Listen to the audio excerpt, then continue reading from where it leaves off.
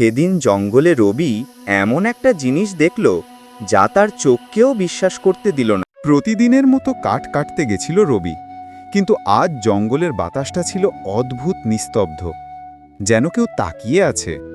হঠাৎ রবি শুনল, বাঁচাও, কেউ বাঁচাও। সে থমকে দাঁড়ায়। শব্দটা গাছের দিক থেকে আসছে। রবি কাছে গিয়ে দেখে একটা ছোট্ট হরিণ কাদায় আটকে আছে, চোখে আতঙ্ক। এক মুহূর্ত দেরি না করে রবি হরিণটাকে ধরে টেনে বের করল। হরিণটা পালানোর আগে তার দিকে তাকিয়ে মাথা নোয়ালো, যেন ধন্যবাদ দিচ্ছে। কয়েক সেকেন্ড পরেই রবি পিছনে এক বাজে শব্দ শুনল। ধপ। ঠিক যেখানে রবি দাঁড়িয়েছিল সেখানেই একটা শুকনো ডাল ভেঙে পড়ে গেছে।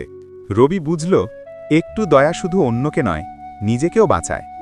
জঙ্গল হয়তো সেই দয়ারই উত্তর ফিরিয়ে দিল। ভিডিওটি ভালো লাগলে লাইক, কমেন্ট আর সাবস্ক্রাইব করতে ভুলবেন না। আপনারা আছেন বলেই আমরা এরকম গল্প তৈরি করি।